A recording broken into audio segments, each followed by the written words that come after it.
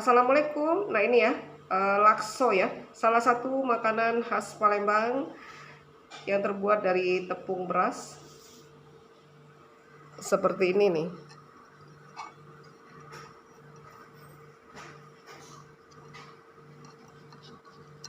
Nah ya.